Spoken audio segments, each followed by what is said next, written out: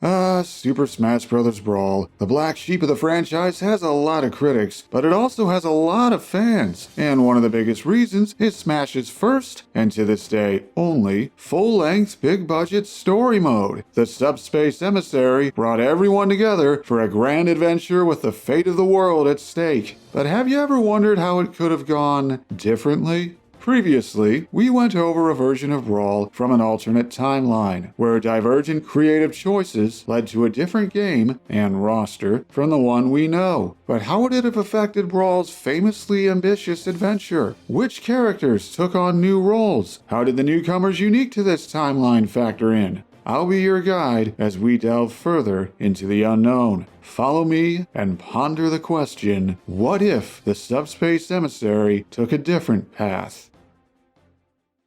Let's hit the ground running, just like the story does. We open to a floating stadium where Mario and Kirby are fighting it out. The loser reverts to trophy form and the winner revives them, showing how these trophy fighters work. Suddenly, the Subspace Army invades out of nowhere with a hijacked halberd. A figure known as the Ancient Minister floats in to drop off a subspace bomb, and looks very different. Rob wasn't playable in this timeline, so who's this then? And instead of two Rob units activating the bomb, it's a pair of Primids. No time to ponder that, because Mario just got sent flying, Petey Piranha kidnapped Peach and Zelda off screen, and Kirby has to pick one to rescue. After doing so, one of the other main villains steps in. Instead of Wario, it's Ganondorf, a Brawl newcomer in this timeline, showing up early to establish his presence. He trophifies and captures the princess that wasn't rescued. Kirby and the other princess flee the scene, the bomb goes off, and the entire area is pulled into another dimension. Don't ask what happened to all the spectators in the stands. Meanwhile, way up in the clouds, Pit just saw all of that through a scrying pool. Spurred into action, he's gifted a new bow from Palutena, explaining where it came from, and sets out. At the end, he comes across the halberd, finds and revives Mario, and they join forces. Turns out the halberd is in pursuit of Kirby and the princess he chose to rescue. They land on the deck as the ship engages with Fox in his R-Wing, scoring a direct hit that sends him crashing down to the surface, in the process blowing Kirby and his companion off the deck, forcing them to travel down the long way. Cut to a jungle region where DK and Diddy are pursuing Bowser's minions, who are making off with the banana horde for some reason. Seriously, why did they do that? The Kongs catch up, get cornered by Bowser, who whips out a dark cannon of his own, and DK sacrifices himself to get Diddy the hell out of there. Interestingly, Diddy's moveset during the gameplay feels incomplete. His up and down specials don't work at all. Back to Mario and Pit, who cross through a stretch of open plains with incredible music. They catch up to the Ancient Minister, but just miss getting a hand on him. This will happen multiple times with multiple teams, and it will never stop being frustrating. Turns out Diddy wound up at a large lake. Unfortunately, his not-so-graceful landing disturbed the peace and quiet of a local god of the sky sleeping in the depths there for some reason. Fortunately, this is also where Fox crash landed, and he helps turn the tables before poor Diddy gets smited. The boss fight happens as usual, as does the subsequent stage with the legendary Stickerbush Symphony remix, and the two flee from Bowser afterward. Off in a wasteland area, a resistance group led by Marth are holding the line against the Subspace Army. The Hero King leaps into battle to stop more bombs from being activated, only to cross swords briefly with Meta Knight before the pair realize they're on the same side. They team up and reach the Ancient Minister and fail to land a hit on him, only for Ike to do his thing and be the first person to successfully destroy a subspace bomb. Since Ike was not on this timeline's base roster, Marth was instead, he probably surprised some people who weren't following the dojo. After finishing the stage, we get an interlude scene where DDD blindsides and trophifies poor Luigi. But instead of seeing Wario piloting a hovercraft with other trophies on it, DDD simply finds the vehicle parked, its original driver off doing something evil, and hijacks it. It's never made clear exactly who the hovercraft belonged to in this timeline. Was it Ganondorf? Bowser? This would become a point of much debate among fans. And where is Wario anyway? And wait a minute, didn't we just skip a stage? Well, this is the part where this timeline's adventure starts to diverge from ours. First, though, we have a forest stage to go through, featuring Link and Yoshi. The halberd flies overhead, drops enemies down, and the heroes give chase. And here's where things go off the rails. Wait a minute, isn't this stage supposed to go 12th? And the context is completely different, with Ness walking down a path leading to a tall mountain dotted with ancient ruins. He looks at a map, then back at the ruins. He's searching for something or someone. Where's Lucas? Well, he never made it into this version of Brawl, which means his entire story arc, his first stage, and the Porky boss never existed. No time to mourn though, because Ness encounters someone else halfway into the stage. Little Mac, a Brawl newcomer in this timeline, thought this area was perfect for some training. The two exchange pleasantries through pantomime and join up for the second half of the level, which was infamous among fans for how poorly suited its platforming was to Mac's clunky air movement. Cue jokes about the poor guy being bottom tier even in his own debut stage. At the end, the duo get into a mini-boss fight with Wario? The returning veteran from Melee actually isn't working with the bad guys in this timeline. He's at the ruins to grab any treasure he can get his grubby hands on, and thinks Ness and Mac are competition. Wario gets beat up and scuttles off to elsewhere in the ruins. Meanwhile, Bowser springs a trap that distracts Kirby long enough for the rescued princess to get trophified and re-kidnapped. Then he uses a dark doppelganger to trick Mario and Pit into fighting Link and Yoshi. Fortunately, they clear things up quickly when DDD drives by with the princess he just yoinked from behind Bowser's back, along with trophies of Luigi and Excitebiker. You know, Excitebiker from Melee, remember? Anyway, Mario, Pit, Link, Yoshi, and Kirby, who catches up, join forces. We'll call them Team Stars from here on out for simplicity's sake. The rest of the level plays out normally, other than an extra long cave section near the end. Yeah, the devs actually took parts of 2 levels from the original project plan and mashed them together here to save time. Consider this foreshadowing.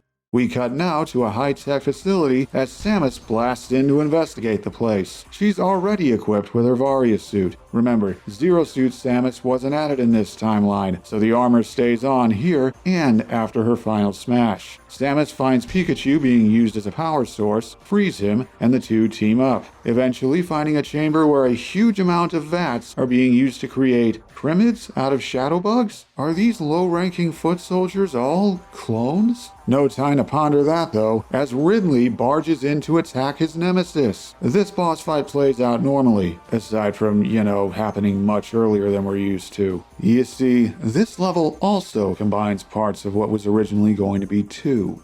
Back to the ruins, where Ness and Little Mac have ventured further in. Reaching an ornate chamber, they find Lucario meditating, appearing much earlier than in our timeline. After a brief duel to test their worthiness, the Aura Pokemon accompanies them. Wait, shouldn't there be a Pokemon trainer here? Well, not in this timeline, remember? After some platforming, the trio encounters Wario again, trying to walk away with a giant gold statue. After beating some sense into him, they convince him, through pantomime, that getting rich won't matter if the Subspace Army wins and the world ends. Don't ask how they pull it off, but he goes along with it, and Team Ness has formed up in full.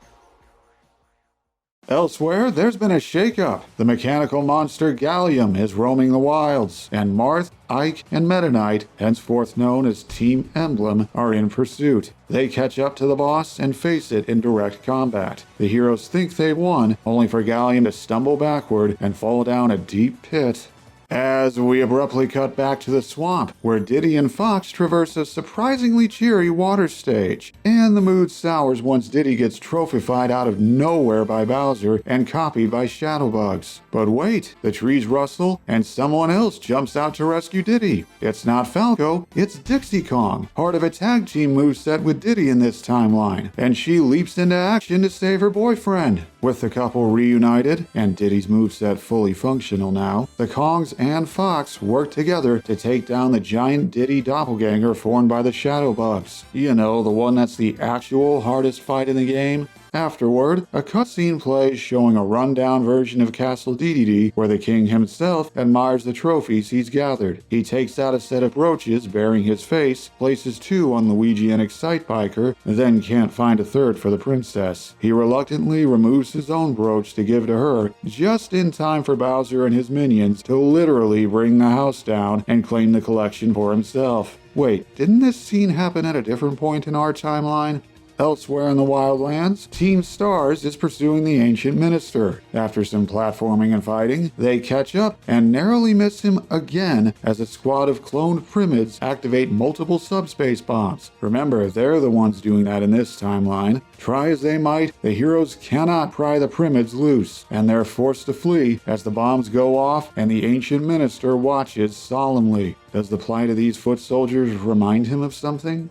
Next stage cuts abruptly to an underground chamber attached to the ruins where Team Ness has ended up. Just in time for Gallium to crash through the ceiling. Either he was falling for a really long time, or these levels got jumbled around at some point in development. Cue round 2 against Gallium. But as the boss runs out of health, he grabs Ness and Little Mac, and the subspace bomb hidden within his chest starts ticking down. He doesn't rocket into the air though, he stays put. But then Wario charges in with a shoulder bash strong enough to stagger Gallium and free the 2 captives, and the 4 book it out of there. Cue a frantic escape sequence where they flee upward under a time limit to get out of the bomb's range. They reach the summit just in time, followed closely behind by Team Emblem, who assumed they were running away for a good reason, as subspace engulfs the entire ruins below, leaving the 7 of them stranded at the top. Or are they? Looking up to see the halberd in the sky above, Ness has an idea. With no icy mountain or ice climbers necessary, the young psychic gathers everyone together, has them hold hands and run across the summit at full speed, and Ness uses PSI teleport to warp them all straight up to the ship's deck. As the plot ramps up, we go to the top of the floating island, where Captain Falcon takes down a giant enemy and wipes out a squad of Pikmin with his stylishness. Good thing Olimar's willing to bury the hatchet. Suddenly showing up are Diddy, Dixie, and Fox, who did not ditch them in this timeline, fighting a wave of enemies on a hovercraft holding DK's trophy. They successfully gained control of the vehicle and landed on the island. All 6 of them, 5 character slots technically, join forces, becoming Team Kong.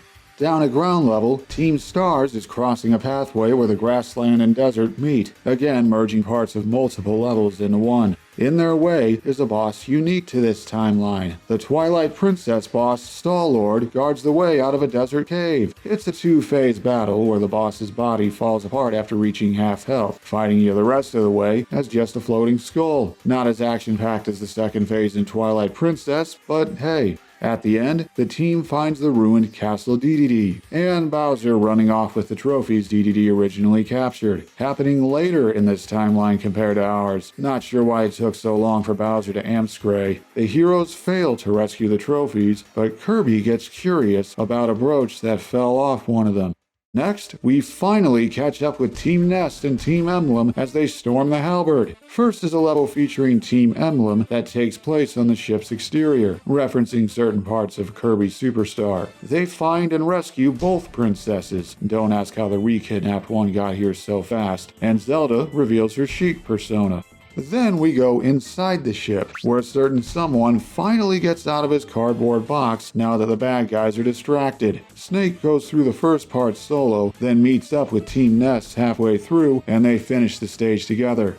Finally, we have a short stage where Team Emblem finds a bunch of Game & Watches in the ship's helm. They get hostile, and a fight spills out onto the deck below. After the game came out, fans would find evidence that a boss was planned to show up here. Unused files depicted 2 fused mechanical beings, with a color palette that weirdly resembled Dialga and Palkia. What was this meant to be? Their questions would never be answered, because in this timeline, Duan got cut for time. In its place here was a mini-boss fight featuring a horde of Game & Watches wielding various items. With that threat down and the real G-Dub freed, the halberd has been reclaimed and Meta Knight steers it toward the floating island.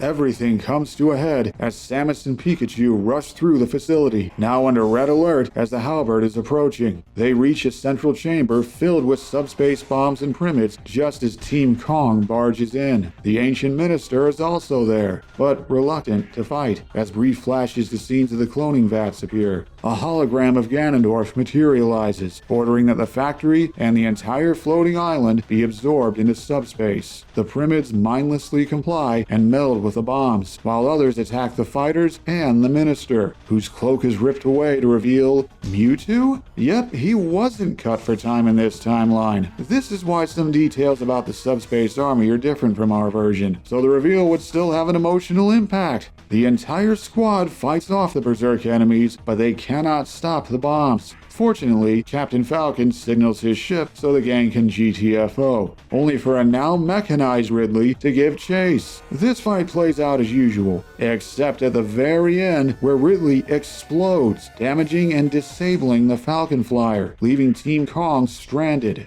This is where something contentious went down. As Brawl's release date got closer, Sakurai had asked Nintendo higher-ups for more time, but after already allowing one delay, they did not want another. Something had to give to ensure the game got out on time. Corners were cut with the roster, the list of summons, the collectibles, and the single-player modes, including the final act of the Subspace Emissary. Yes, the most memorable scene in the game never happened in this timeline. No giant cannon, no squad attack to destroy it and enter Subspace United. Instead, things suddenly took a dark turn, as the entire factory's worth of bombs created a massive vortex that engulfed the floating island, the halberd nearby, and the shoreline of the surface below, snaring every team of fighters and dragging them all into the darkness. But all is not lost.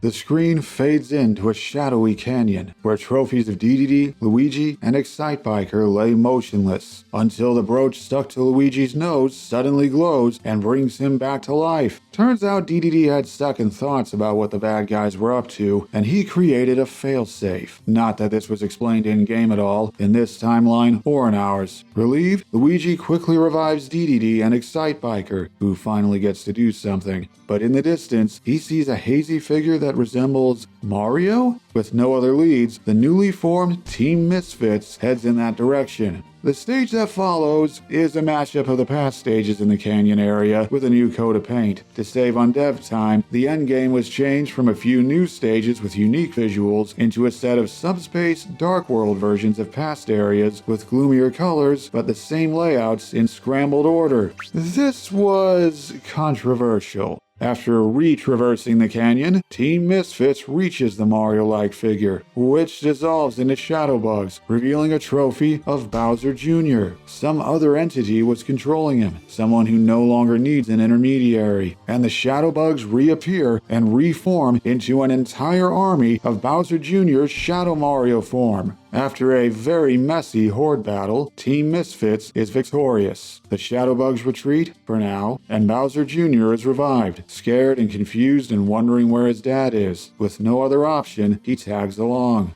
Afterward, we see a cutscene of Bowser and Ganondorf at the core of Subspace. Master Hand and Crazy Hand come into view as the villains swear their allegiance. Suddenly, golden chains appear strapped to the hands. The true mastermind appears, Taboo, an ancient entity sealed within Subspace who is pulling everyone's strings all along to draw fragments of the world into Subspace for him to rule over. And now, Ganondorf and Bowser have outlived their usefulness, as Taboo unfurls his digital wings and unleashes an off wave that trophifies them both instantly. Another flap of his wings casts the two villains in opposite directions, far into the distance.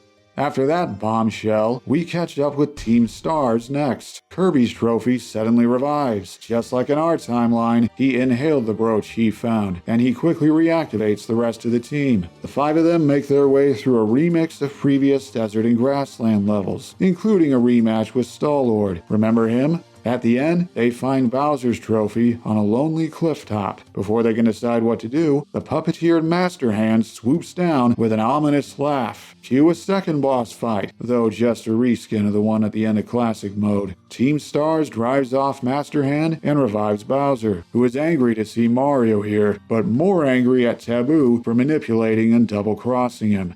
Next, we go to the wreckage of the Halberd, which crashed into the mountain ruins when the whole area was pulled into subspace. Team Ness and Team Emblem feature in this one, woken up by Wario, who stole a brooch off screen at some point because it looked valuable. The combined teams venture through a reskinned Halberd that gives way to parts of the ruins stages. Upon reaching a volcanic chamber deeper down, a shadow Blaziken attacks them. Defeating this surprisingly durable foe dispels the shadow bugs, leaving the real Blaziken's trophy behind. With one more party member in tow, the teams reach the ruined hall, where Gallium is waiting for a third fight, which plays out exactly like the second one. This time, he doesn't get the chance to take anyone with him. Finally, Team Kong comes to in the remains of the Subspace Bomb Factory. You two had a brooch all along. The cutscene where DDD gave him one got cut for time. The team makes their way through a rehashed version of the facility stages, including a rematch with a Shadowbug copy of Ridley. At the end, they find Ganondorf's trophy overlooking a dark expanse, and the cackle of a madman rings out as Crazy Hand descends to face them. This is also just like the classic mode fight. Afterward, and after much deliberation, the team revives Ganondorf. They'll need all the help they can get.